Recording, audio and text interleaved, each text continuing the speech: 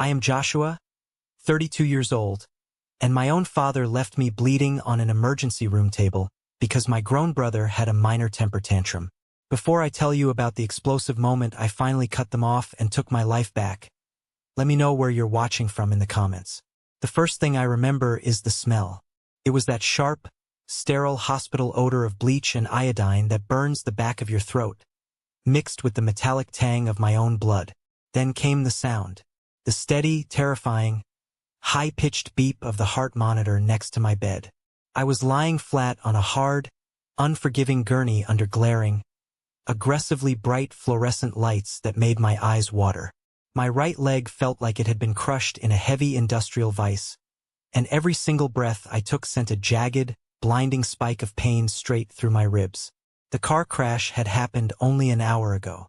A drunk driver ran a red light at an intersection I had crossed 1,000 times and completely T-boned my sedan. I was lucky to be alive, the paramedics had told me as they used the jaws of life to pry my crushed door open. But in that moment, shivering violently under a paper-thin hospital blanket, I did not feel lucky. I felt completely and utterly terrified. My phone was resting heavily on my chest. The glass screen was entirely shattered, webbing outward from the center, much like my own life at that very moment. I had somehow managed to dial my father's number with a trembling, blood-stained thumb while the EMTs were still cutting me out of the smoking wreckage. I needed him. For 32 years, I had played the role of the dependable, quiet son, the one who never asked for a single favor. Now I was begging for my dad to just show up, to be a father. The line connected. I heard his voice. It was not filled with panic. It was not filled with the frantic fear you would expect for a firstborn son. It was cold, clipped, and heavy with deep, unmistakable annoyance. "Are you dying, Joshua?" He snapped immediately. The question hit me harder than the airbag had. I swallowed the thick, copper taste of blood pooling in my mouth and tried to force the words past my bruised throat. "Dad, I was in a crash. The car is completely totaled. My ribs are broken. I can't feel my foot. I am in the ER at Memorial Hospital." A heavy, exasperated sigh echoed through the speaker. I could hear rustling in the background, a muffled, dramatic sob. "Listen to me," Robert said, his tone dropping into a harsh whisper. "Do not call here in a panic and make a big scene. You are in a hospital, so you are fine. The doctors are paid to handle it. Carter needs me right now." Carter, my younger brother. He was 28 years old, perfectly healthy, sitting safely in the comfort of his living room. I closed my eyes tightly, a single hot tear cutting through the dried blood caked on my cheek. "Dad, I am bleeding. I am entirely alone." "Stop being dramatic." His voice rose, harsh, echoing in my ear and unforgiving. "You always do this. You turn absolutely everything into a massive crisis the second the attention is not on you. Carter is devastated. He just got a rejection email from that marketing firm he interviewed with. He is spiraling, Joshua. He is having a severe panic attack. I cannot leave him alone in this state. Grow up and handle your own problems for once in your life." The line went completely dead. The silence that followed was louder than the wailing sirens that had brought me there. He hung up. He actually hung up. He chose my brother's wounded ego over my shattered bones. I stared blankly at the ceiling tiles, my chest heaving with shallow, agonizing breaths. The realization washed over me like a bucket of ice water. I was alone. A few excruciating minutes later, the heavy fabric curtain surrounding my cubicle was pulled back. A nurse stepped in. Her name tag read Sarah. She had kind, incredibly tired eyes that had clearly seen too much tragedy for one night shift. She moved directly to my side and checked my foreline, her movements gentle and highly professional. She glanced down at my shattered phone resting on my chest, the screen still glowing faintly, and then looked directly into my face. "We are taking you back for a full set of x-rays in just a few minutes, sweetheart," Sarah said softly. She reached out and pulled a warm, heavy cotton blanket from a nearby cart. She draped it over my trembling body, carefully tucking the edges around my shivering shoulders to trap the heat.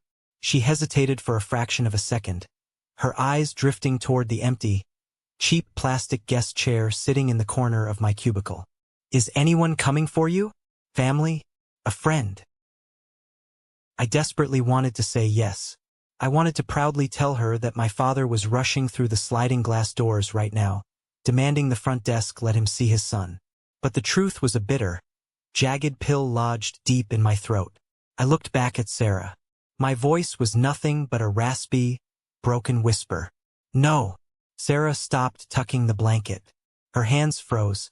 Her expression softened with a deep, knowing pity that made my stomach churn. She did not ask why.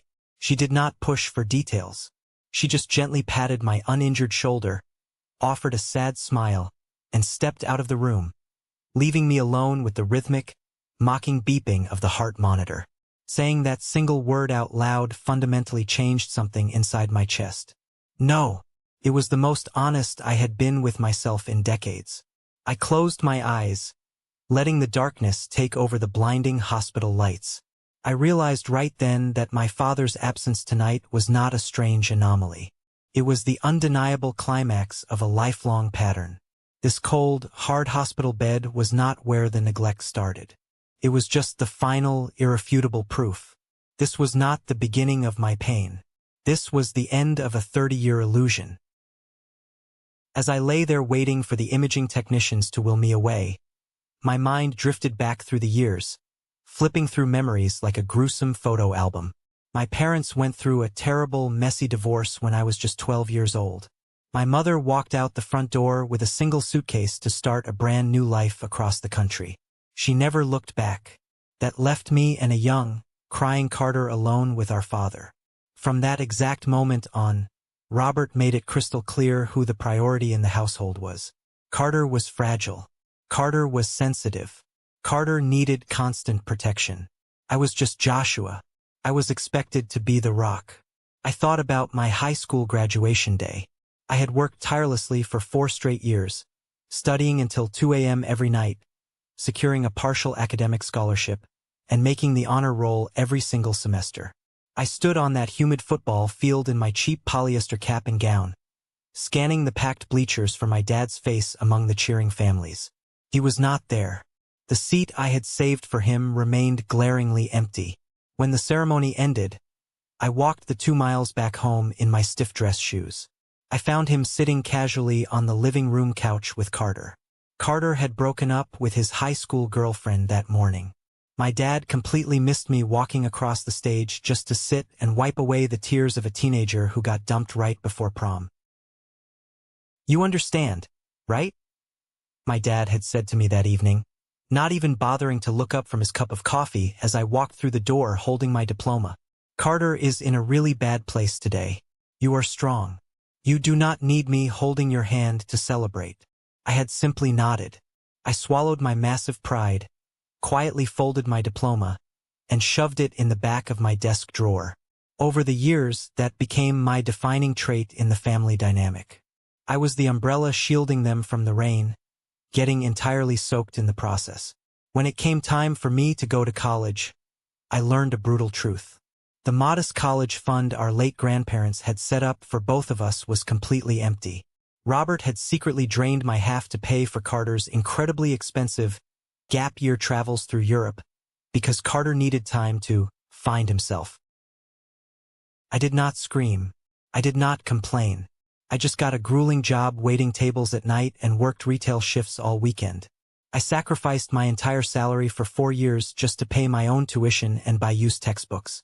I eventually earned my promotion to a regional store manager while taking exhausting night classes. All the while, my father was happily sending Carter monthly rent money and paying off his maxed-out credit cards without a second thought.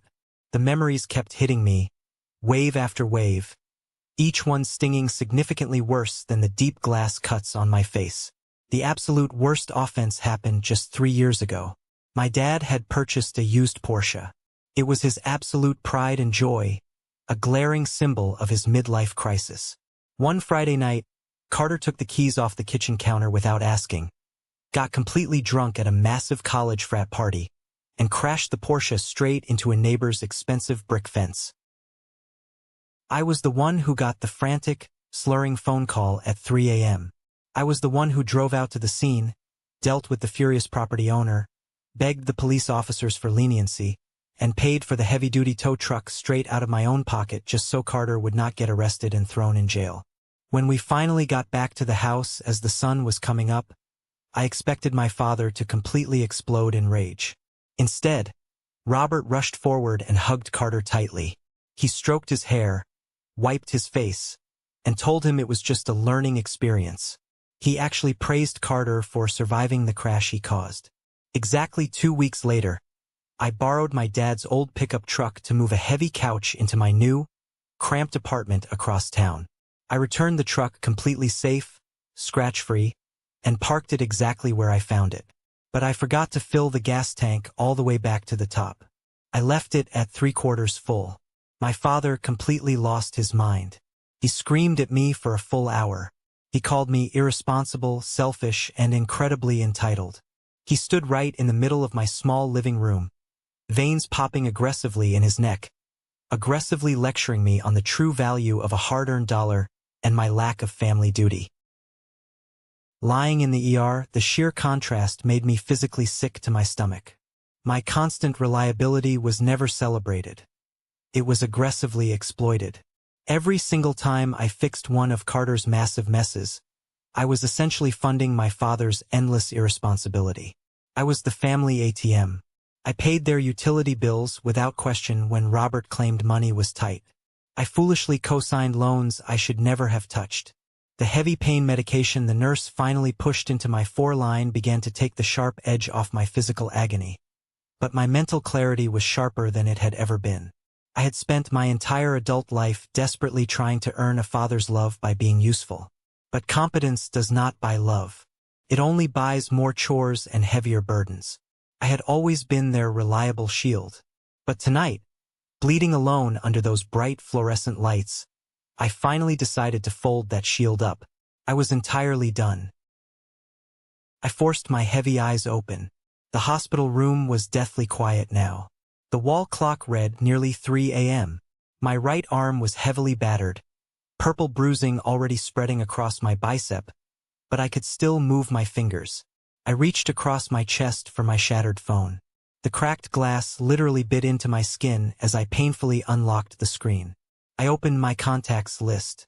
I stared at the names Dad and Carter for a long second, feeling absolutely nothing. I scrolled right past them down to the letter E. Elijah. He was a ruthless, brilliant corporate lawyer I had met through a mutual business friend years ago. He had helped me successfully review a tricky employment contract once, and I distinctly remembered his sharp, cold, calculating logic. I did not care what time it was. I did not care if I woke him up. I hit the call button. He answered on the 4th ring. Joshua? Do you know what time it is? His voice was thick with heavy sleep but immediately alert. Elijah. My voice shook violently, raw and desperate. I am in the emergency room at Memorial. I was in a terrible car crash. I am safe physically, I think, but I need you. I need legal help. Right now. The sleep completely vanished from his tone. Are you in trouble with the police? Was there a fatality? No. I breathed out, the heart monitor beeping slightly faster as my adrenaline spiked. I am in trouble with my family. I want to cut them off. Everything. The joint bank accounts, the shared properties, the legal power of attorney I gave him.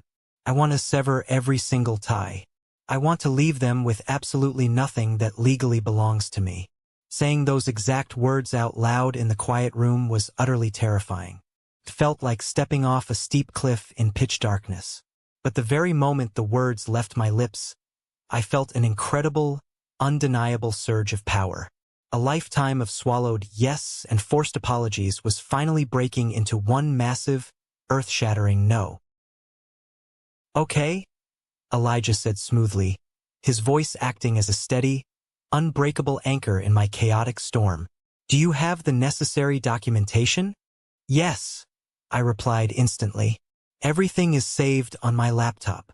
I had begged a passing nurse to retrieve my heavy laptop bag from the twisted wreckage of my car when the tow truck driver brought my personal belongings into the lobby. Miraculously, the heavy-duty padded case had protected the computer entirely.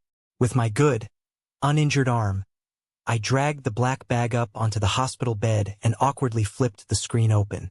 The bright bluish glow illuminated the dark, sterile room. I aggressively typed in my passwords, logging directly into my banking portals to send Elijah the preliminary screenshots of our joint finances. I started pulling up the main joint account I shared with my father, the specific account I deposited money into religiously for family emergencies. I immediately noticed something was horribly wrong. My available balance was significantly lower than it should have been. Thousands of dollars were simply missing. My heart pounded violently against my bruised ribs. I rapidly clicked into the detailed transaction history. There, buried under a massive sea of electric bills and grocery runs, was a massive recurring monthly deduction. A loan payment. I dug deeper, fingers flying across the trackpad, accessing my full credit report through a secondary financial portal. My stomach completely dropped. The room spun. There was a massive second mortgage taken out against the small, rustic cabin I had inherited from my grandfather. The inheritance that was supposed to be my ultimate safety net. The loan was entirely in my name, legally authorized by the power of attorney I had foolishly signed over to my father 3 years ago when I had a major abdominal surgery and just wanted to make sure my bills were paid if things went horribly wrong on the operating table. He had leveraged my property behind my back. I frantically looked at the routing numbers attached to the loan disbursement. The massive funds from that fraudulent mortgage had gone directly into Carter's private checking account. Robert had actually used my grandfather's inheritance to fund Carter's lavish lifestyle. His ridiculous designer clothes, his expensive sports car lease, his overseas vacations. My initial shock quickly morphed into pure, unadulterated disgust. The last remaining, pathetic thread of guilt I felt about cutting them off snapped completely. This was no longer just about emotional neglect. This was calculated financial abuse. This was outright theft wrapped neatly in the guise of family loyalty.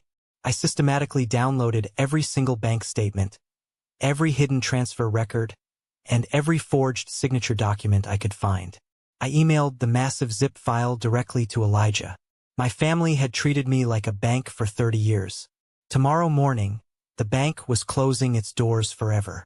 Morning sunlight leaked aggressively through the hospital room blinds, casting harsh, straight shadows across the sterile linoleum floor.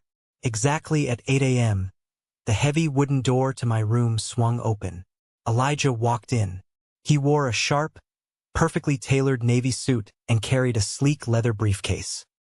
He looked completely out of place in the chaotic medical setting, acting as a quiet, stoic force of absolute order stepping into my personal nightmare. He pulled up a plastic chair right next to my bed, snapped his briefcase open, and pulled out a massive stack of thick, stapled legal documents. "I stayed up reviewing the files you sent," Elijah said, his tone entirely devoid of any emotion, which was exactly what I desperately needed. "Your father has systematically siphoned nearly $80,000 over the last 4 years, and that is not even including the fraudulent loan against your inheritance. This isn't just poor boundaries, Joshua. This is systemic, intentional financial dependence." His sharp words hit me like physical blows to my chest, finally confirming everything I had suspected but deeply feared to admit to myself. "Can we stop it entirely?" I asked, my voice finally steady and cold. "We already are," Elijah replied confidently. He reached into his pocket and handed me a heavy metal pen. "Sign these immediately. This specific document revokes the power of attorney effective immediately. This one freezes all joint accounts. This removes Robert and Carter as designated beneficiaries from your life insurance and your will. I have also already initiated the formal fraud claim regarding the cabin mortgage with the bank." I eagerly took the pen. My right hand was wrapped heavily in thick white gauze, my knuckles badly bruised purple and yellow, but my grip was incredibly firm. Every single signature I scrawled on those dotted lines felt like physically stitching a piece of my soul back together. I was finally building a massive fortress, and Elijah was my architect. Right as I signed the very last page, Dr. Andrew, the hospital's lead trauma surgeon, walked in with a clipboard. He checked my medical charts, looking incredibly grim. You took a massive hit last night, Joshua. You have 3 badly fractured ribs, a completely shattered tibia, and a minor spleen laceration. If that drunk driver's truck had hit your door 2 inches to the left, we would be planning a funeral today instead of talking about physical therapy. Elijah looked right at me, slowly raising a single eyebrow. My own father had confidently told me over the phone that I wasn't dying and to stop being dramatic. I nodded firmly at Elijah. The shield was officially up.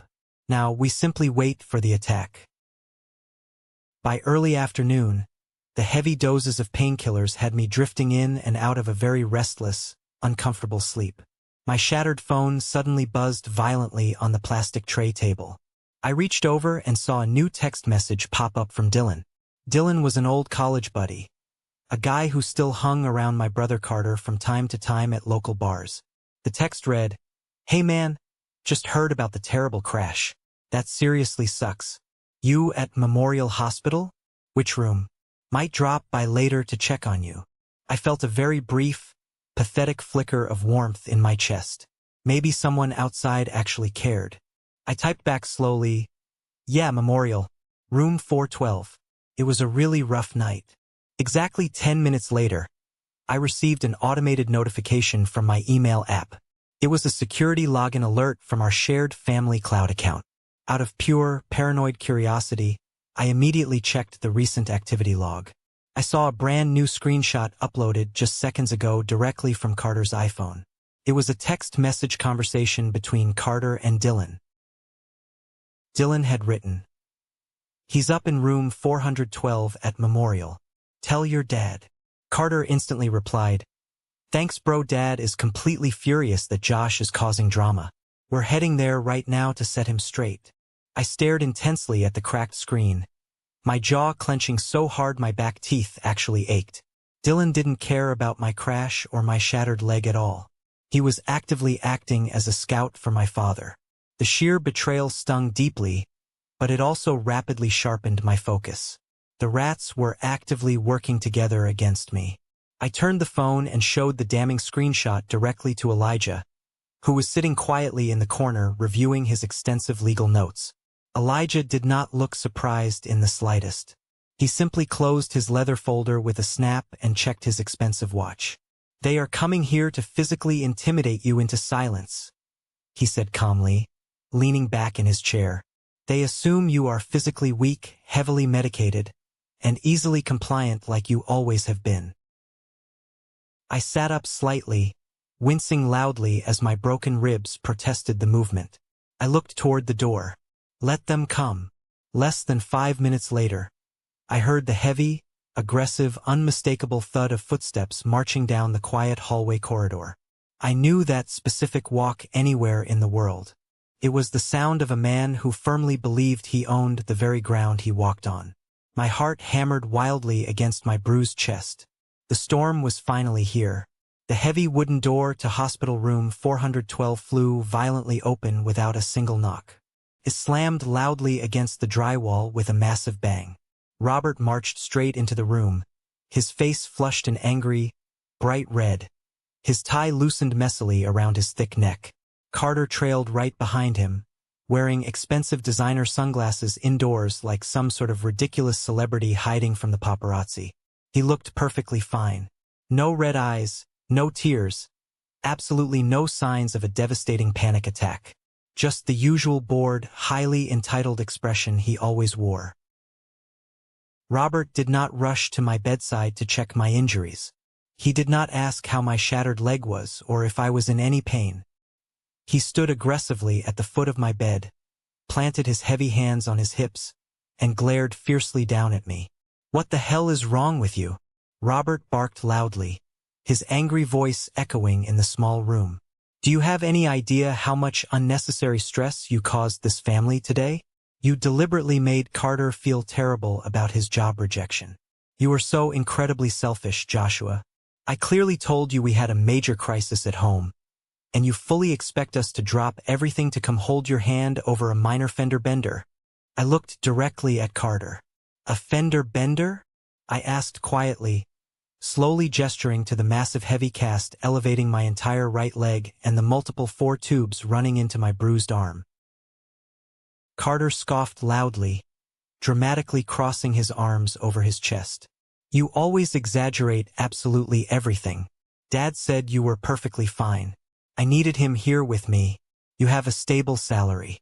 I don't. Try having some basic empathy for your family for once in your life. Then, Robert finally shifted his gaze and noticed the man in the sharp suit sitting quietly in the corner of the room. He frowned deeply. Who the hell is this guy? Are you bothering the busy hospital staff now too? Elijah stood up slowly, calmly buttoning his tailored suit jacket. His sheer presence commanded the entire room instantly. My name is Elijah Grant. I am Joshua's legal counsel. Carter let out a sharp, incredibly mocking laugh. A lawyer? Seriously, Josh? What? Are you aggressively suing the guy who hit your car to get some quick settlement money, so you can finally stop whining about your salary? No, I said, my voice dropping an octave lower. The air in the room grew ice cold. I looked my father dead in the eyes, refusing to blink. He is not here for the drunk driver. He is here for you. Robert's face instantly contorted into a wild mix of deep confusion and pure, unadulterated rage. Excuse me? After absolutely everything I did for you? I raised you in my house. I put clothes on your back when your mother left. I paid for your childhood. And this is the respect I get? I have custody of your life. Boy, don't you ever forget it. You didn't raise me. I shot back, the anger I had swallowed for 30 years finally boiling over the edge. You raised an ATM machine. You raised a convenient safety net to fund your favorite child's failures. I looked at Elijah and nodded firmly. Play it. Elijah pulled out his smartphone, tapped the screen once, and placed it flat on the metal tray table. The sterile hospital room was suddenly filled with the cold, echoing recording of the phone call from the night before. Are you dying, Joshua? Stop being dramatic. Carter is devastated. Grow up and handle your own problems for once in your life. The recording stopped abruptly. The heavy silence that followed was completely suffocating. Carter swallowed hard, suddenly looking very small and incredibly nervous. Robert's face completely drained of color. He opened his mouth to speak, to spin a familiar lie, but Elijah ruthlessly cut him off. As of 10 minutes ago, Elijah said, his voice ringing with absolute, terrifying authority. Joshua has officially revoked your legal power of attorney. All joint bank accounts have been entirely frozen and the funds transferred to a secure, private trust. You have been legally removed as beneficiaries from all estate planning. Robert lunged forward wildly, aggressively grabbing the footboard of the hospital bed. You can't do that to me. That money belongs to this family. How is Carter supposed to pay his rent next month? That is exactly the point, Elijah continued relentlessly, pulling out a thick manila folder and slamming it hard onto the table. We also found the fraudulent second mortgage you illegally took out on Joshua's inherited cabin. We have filed a formal report with the bank's fraud department. If you ever attempt to contact Joshua regarding finances again, we will immediately press criminal charges for identity theft and embezzlement. I watched the exact, terrifying moment my father realized his entire kingdom had collapsed. His mouth hung open in shock. The arrogant posture vanished instantly, replaced by the trembling reality of an old man who just lost his only cash cow. He looked at me, expecting to see the frightened, obedient son he had molded. Instead, he saw a stranger made of pure stone. Here is the thing about power. Once you realize the person holding the leash is actually weaker than you, the leash just falls away. This was the moment that changed absolutely everything. I had finally taken the wheel of my own life. If you've ever had to stand up to toxic family, hit the like button and drop a 1 in the comments. It helps me know I am not alone in this fight. Joshua, please, Carter whined pathetically, his voice cracking loudly. He practically pushed past our stunned father to get closer to my bed. The arrogant sunglasses were quickly ripped off. The extreme entitlement was entirely gone. replaced by the pathetic, crying desperation of a parasite realizing it is losing its host. I don't have a job right now. The rent is due next week. You know my anxiety acts up severely when I don't have financial stability. You can't just abandon me like Mom did. I looked closely at my younger brother. I actively searched my heart for the familiar, painful pang of guilt, the deep urge to fix it, to rescue him like I always did. I waited for the pity to arrive, but there was absolutely nothing there. Just an empty, hollow, incredibly peaceful space. You are 28 years old, Carter? I said, my voice completely devoid of any emotion. Your rent is not my problem anymore. Your anxiety is not my problem. I was lying on a gurney coughing up my own blood, and you made it entirely about a marketing job rejection. Do not ever speak to me about abandonment. Robert took a shaky step back, his hands shaking violently at his sides. He pointed a trembling, furious finger at me. You are dead to me. Do you hear me? You walk down this road today, you lose your family forever. I will make sure everyone in our family knows exactly what a backstabbing, ungrateful son you truly are. Elijah stepped smoothly and intimidatingly between my bed and my father. This conversation is officially over. You will leave this hospital immediately, or I will have armed security violently escort you out for harassing a trauma patient. My father stared at Elijah with pure venom, then looked at me one last hateful time. There was absolutely no love in his eyes.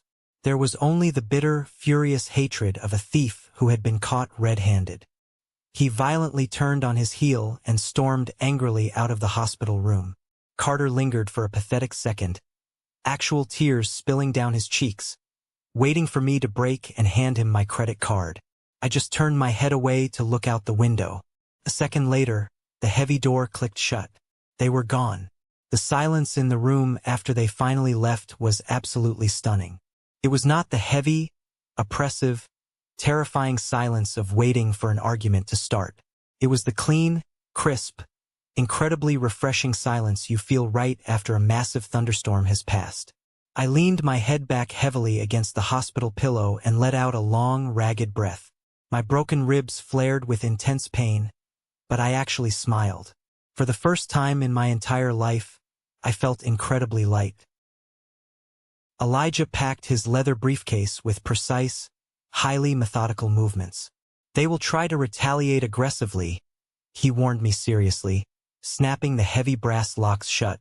Toxic people do not ever surrender quietly. They will use immense guilt. They will deploy flying monkeys to harass you. They will try to completely ruin your reputation online. Let them, I whispered softly. Later that exact night, my new replacement phone began to vibrate incessantly on the bedside table. I picked it up. There were 34 brand new text messages. Most of them were from Robert. You are destroying this family over a stupid misunderstanding. Carter is hyperventilating on the floor. I hope you are happy with yourself. You owe me your salary for raising you. You are a coward. Then came the furious messages from Carter. I hate you so much. You were always jealous of me. Dad is right, you're literally crazy. I read them all, feeling entirely detached, as if I were reading a poorly written fictional story about absolute strangers. They were simply playing their greatest hits, desperately trying to trigger the deeply programmed guilt inside me. But the code had been permanently rewritten. I went directly to my phone settings. I clicked on Robert's contact. Block caller. I clicked on Carter's contact. Block caller. I blocked Dylan, the pathetic informant, too. I set the phone down. The screen went dark. The annoying buzzing finally stopped. I lay there in the quiet of the hospital room, peacefully watching the city lights blink through the window. The physical road to recovery would be long. I had months of painful physical therapy ahead of me, massive medical bills to navigate, and a shattered leg to heal. But the mental war was entirely over. I had drawn a massive boundary made of solid steel, and I was finally safe behind it. The first week back in my own apartment was the hardest, and it had absolutely nothing to do with the physical pain. The hospital had officially discharged me with a heavy fiberglass cast securely wrapping my entire right leg, a strict, heavily regulated regimen of painkillers, and a massive stack of medical bills that I would have to carefully navigate over the coming months. Stepping through my own front door, leaning heavily and awkwardly on a pair of cold aluminum crutches, the sheer silence of my home hit me differently than it ever had before. For years, my apartment was just a temporary staging ground. It was simply the quiet place I slept for a few hours between working double shifts, or the place I nervously paced the floorboards while desperately figuring out how to financially cover Carter's latest, inevitably expensive disaster. Now, standing in the small entryway, listening to the hum of the refrigerator, I realized it was a fortress. It was entirely mine. The quiet was no longer lonely. It was completely safe. But as my lawyer, Elijah, had so accurately predicted back in that sterile hospital room, the highly toxic machine I had aggressively unplugged did not just power down quietly. It sputtered, it sparked violently, and it desperately tried to start a massive fire to burn me to the ground. 3 days after I was discharged, I made the foolish mistake of opening my laptop to check my personal email while sitting on my living room couch. I had successfully blocked my father and my brother on my phone, ensuring they could not text or call me directly, but I had not deactivated my old social media accounts yet. I simply hadn't thought about it. A red notification bell popped up on my screen. I clicked it out of pure, mindless habit. It was a public Facebook post from Robert. He had intentionally tagged a dozen extended family members to ensure maximum visibility. It was an absolute masterclass in emotional manipulation and public gaslighting. Sometimes the people you sacrifice your entire life for are the ones who betray you the deepest. The incredibly dramatic post read, I raised my boys as a dedicated single father. After the brutal divorce, I fought aggressively for full custody because I loved them. I gave them absolutely everything. I worked my fingers to the bone to provide a solid roof over their heads and warm food on their plates. I sacrificed my own happiness. And today, in my old age, I learned that family loyalty means absolutely nothing to some people. Please pray for my youngest son, Carter, who is going through an incredibly dark, depressive time right now, while others in this family arrogantly turn their backs on us over petty, insignificant financial grievances. Family is supposed to be forever. I sat completely frozen, staring at the glowing screen. The sheer, unadulterated audacity of the post was breathtaking. My jaw clenched so tight my teeth ached. He had successfully, shamelessly rewritten our entire family history in a single, perfectly crafted paragraph.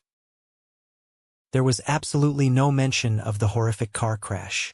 There was no mention of me bleeding alone on a cold hospital gurney while he complained about Carter's hurt feelings. There was no mention of the fraudulent, illegal second mortgage he secretly took out against my grandfather's inheritance to fund Carter's designer wardrobe.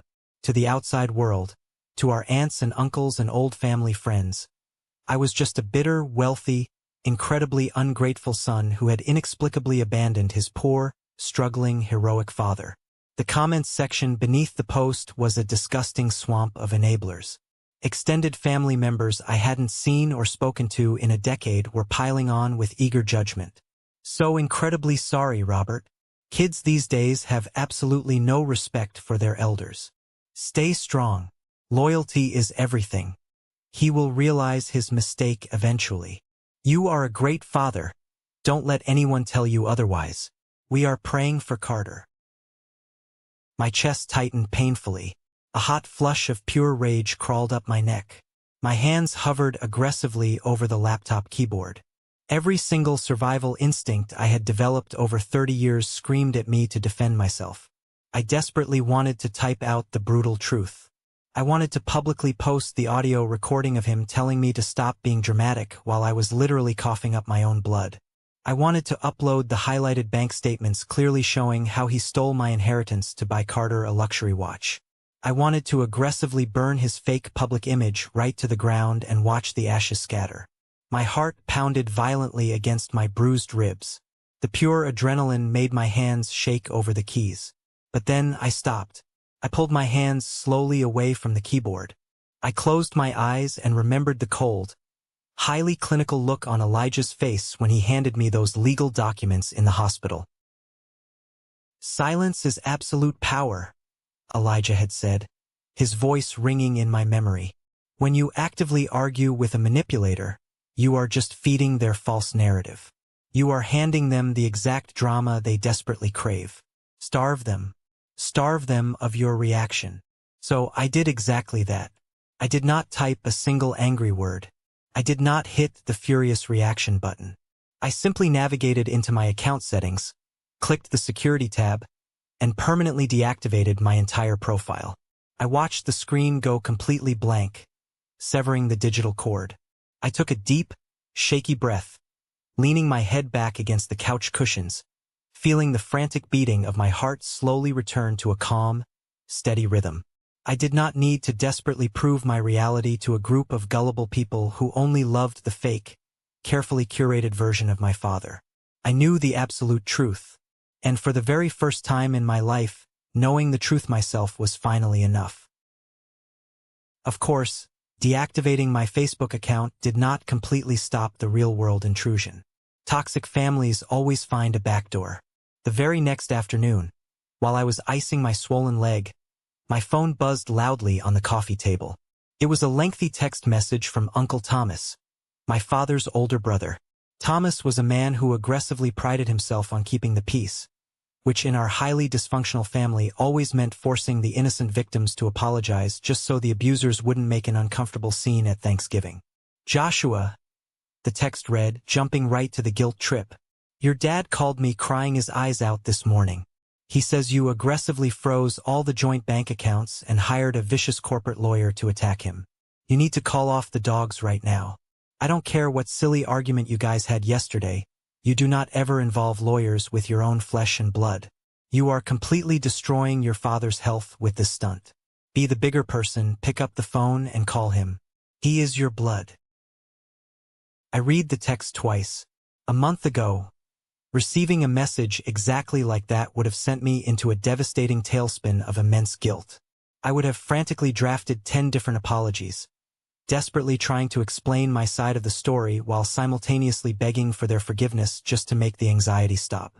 Now, sitting in my quiet, safe apartment, I just felt profoundly exhausted by the sheer predictability of it all. Uncle Thomas was the classic flying monkey. He didn't care about my physical injuries or my well-being. He just wanted me to quickly get back in line, take my designated beating, and resume my role as the family ATM so Robert would stop complaining to him. I decided to reply, but only once. I typed slowly and deliberately. "Uncle Thomas, I was in a severe car crash that nearly killed me. Dad explicitly refused to come to the hospital because Carter was sad about a minor job application. Furthermore, my lawyer discovered Dad took out a massive, fraudulent loan against my inheritance using my forged signature. I am not having an argument. I am actively protecting myself from total financial ruin and severe emotional abuse. Please do not contact me about this situation ever again."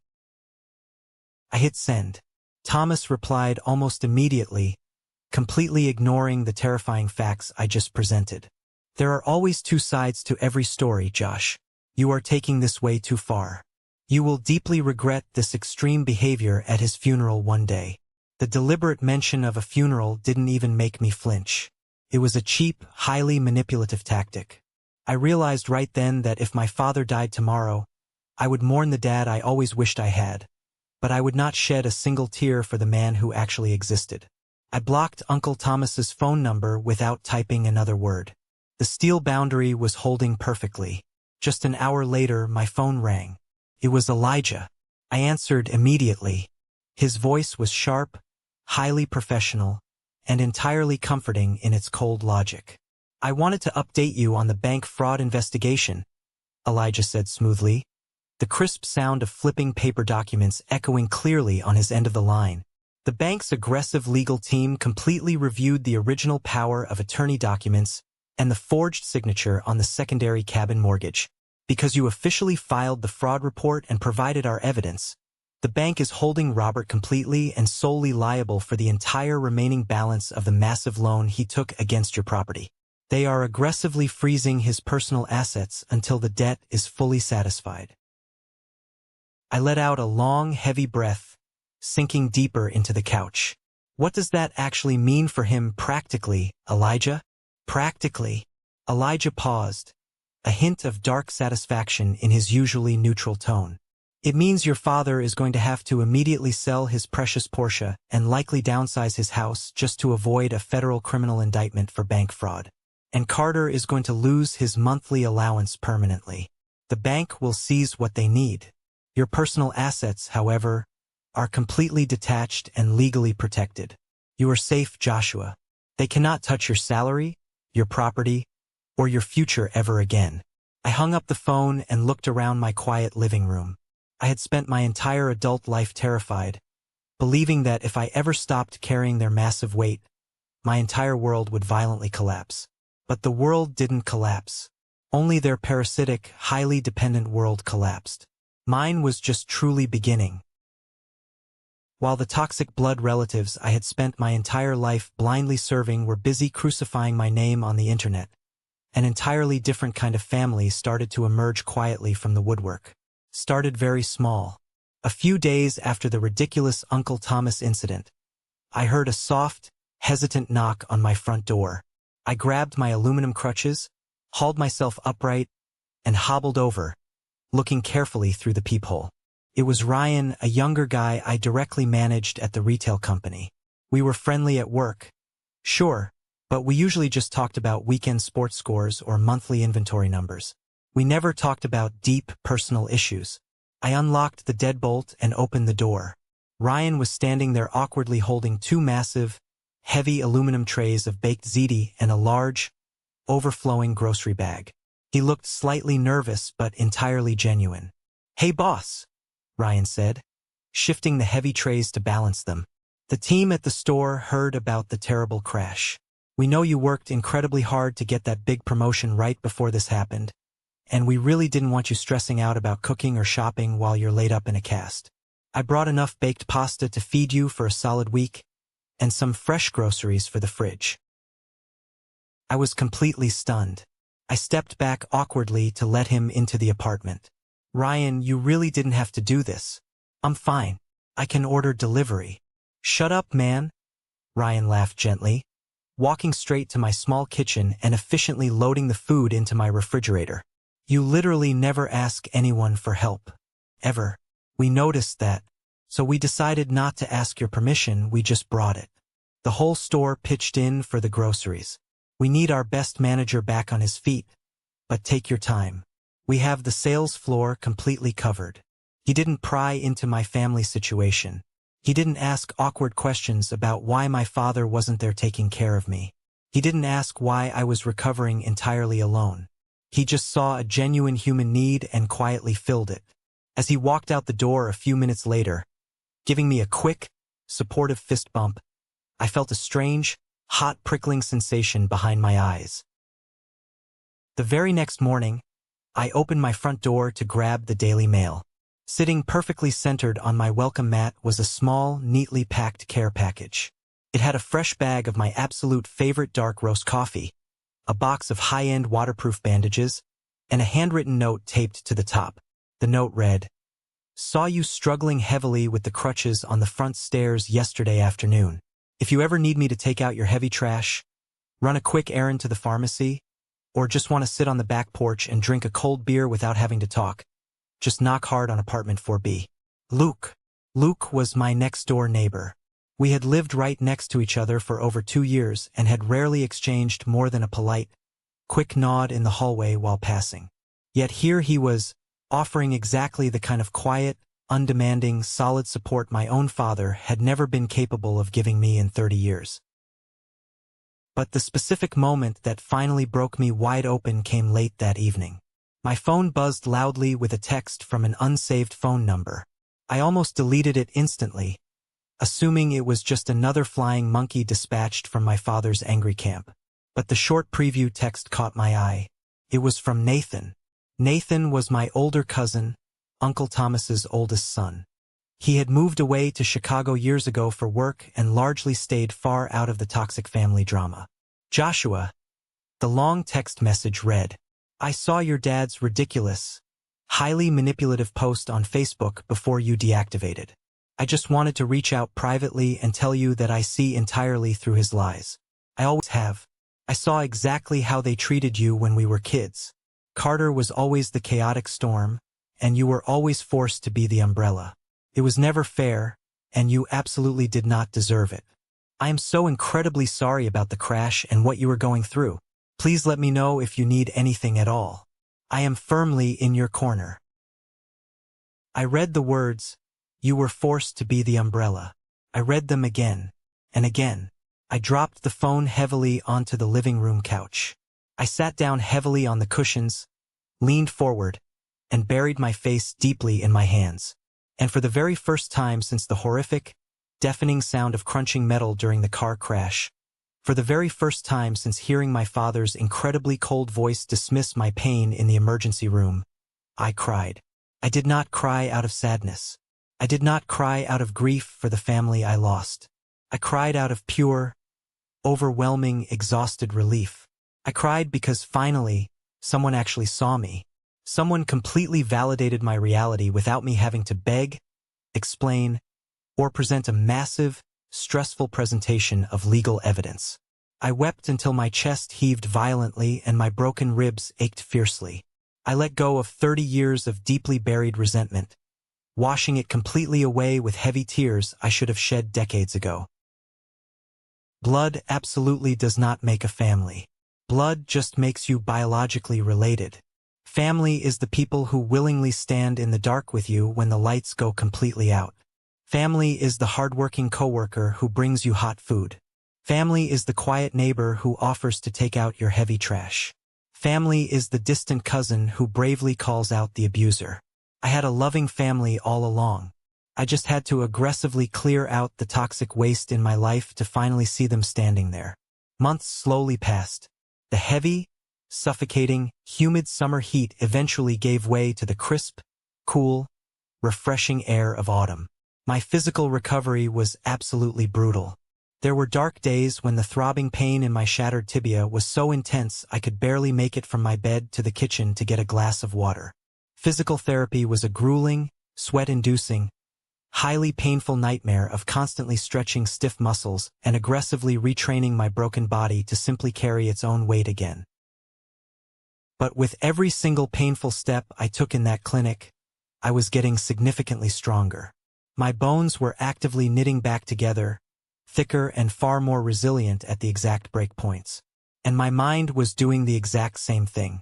The specific day the orthopedic doctor finally took the loud mechanical saw and cut the heavy, suffocating fiberglass cast off my right leg was a massive milestone. My leg looked pale, thin, and highly atrophied, but when I carefully placed my bare foot on the cold linoleum floor of the medical clinic, it held my weight. I used a sleek, black medical cane for several weeks after that, slowly and deliberately transitioning from a heavy, painful limp to a steady, highly confident stride. By the time the very first snow fell in the city, I walked confidently into my office building completely unassisted. My promised promotion had been faithfully held for me by upper management. I stepped into my brand new corner office, looked at the shiny brass nameplate sitting on the heavy mahogany desk, and realized something incredible. For the first time in my entire life, every single dollar of my new, higher salary belonged entirely to me. There were no phantom, aggressively inflated utility bills to pay for Robert. There were no emergency financial bailouts for a younger brother who completely refused to grow up and get a job. The deep, burning resentment I used to feel over my stolen college funds slowly faded away, replaced by the sheer pride of knowing I built my success with my own two hands. My bank account was steadily growing, my credit score was flawless, and my future was a completely blank, beautiful canvas. I sat back in my comfortable leather chair and looked out the large glass window at the bustling city below. I realized something highly profound that snowy morning. I had not heard a single solitary word from Robert or Carter in over 6 months. After Elijah's incredibly aggressive, ironclad legal threats regarding the inheritance fraud and the frozen bank accounts, they had simply vanished into thin air. They never reached out to apologize for abandoning me.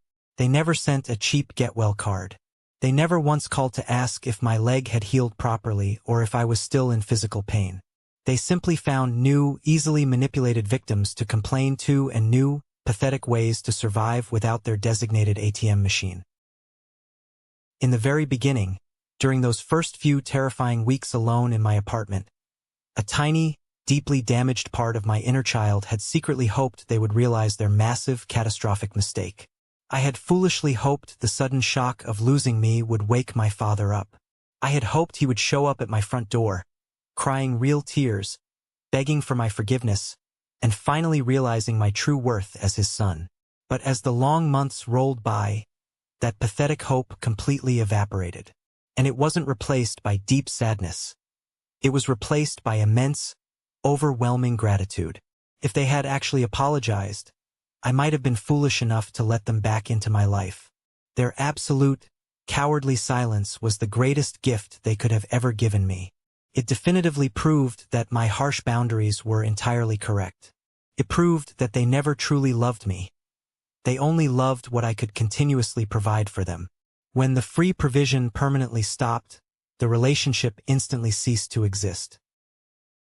I recently drove past the quiet suburban neighborhood where I grew up. I didn't plan the route intentionally. It was just a random detour due to heavy highway traffic. I drove slowly past the old, familiar house. The front lawn looked slightly unkempt and overgrown. The driveway was completely empty. There was no fancy, expensive Porsche parked proudly out front anymore. The bank had clearly taken it, just as Elijah promised. I looked at the house where I had spent decades desperately trying to earn a father's love that simply did not exist. I didn't feel anger burning in my chest. I didn't feel a lingering, painful sense of loss. I just felt a profound, incredibly peaceful indifference. It was just a house. The people inside it were just deeply flawed people. They had absolutely no power over me anymore. I tapped my fingers on the steering wheel, merged smoothly back into the flow of traffic, and drove forward toward my new life. Healing from toxic family abuse is not at all like healing from a broken bone. A bone breaks, a doctor sets it, and it returns to normal. Healing from a lifetime of severe emotional manipulation means you have to completely rebuild your entire reality from the ground up. You have to actively mourn the loving parents you truly deserved but never actually got. You have to fully accept that the so-called golden child will never validate your pain because their entire survival completely depends on aggressively denying it. You have to finally learn that saying no does not make you a bad person. It makes you a protected person. I am 33 years old now. I am walking perfectly without a cane.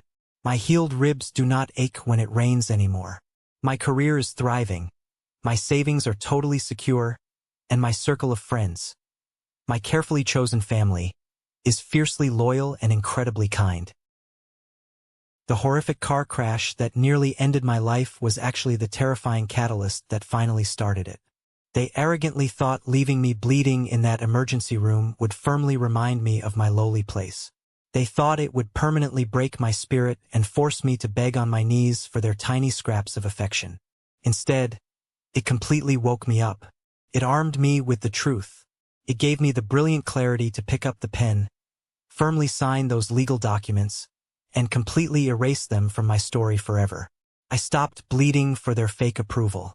I stopped setting myself on fire just to keep them warm. And in the cold, crisp air of my newly established boundaries, I finally learned how to truly breathe. Before we wrap up this video, I want to take a moment to look directly at you. Yes, you.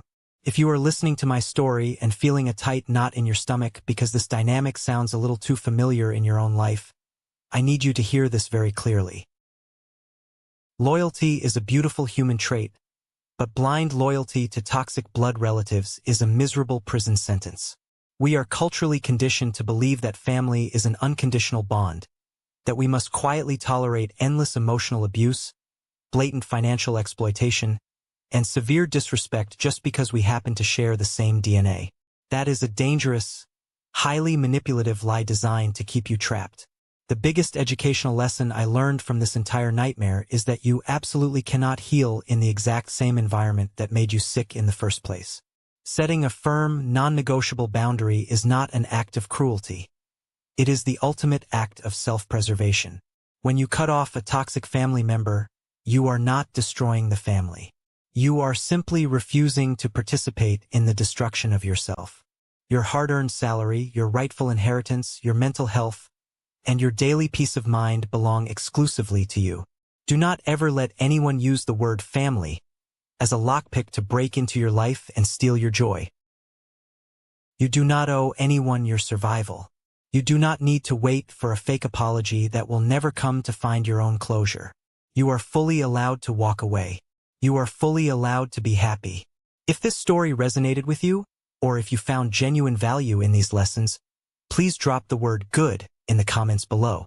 Or better yet, share the most important lesson you are taking away from my experience. Let's build a strong community of people who bravely choose peace over toxic loyalty. Thank you so much for listening. Thank you for your incredible support. And remember, your life belongs to you. Take the wheel.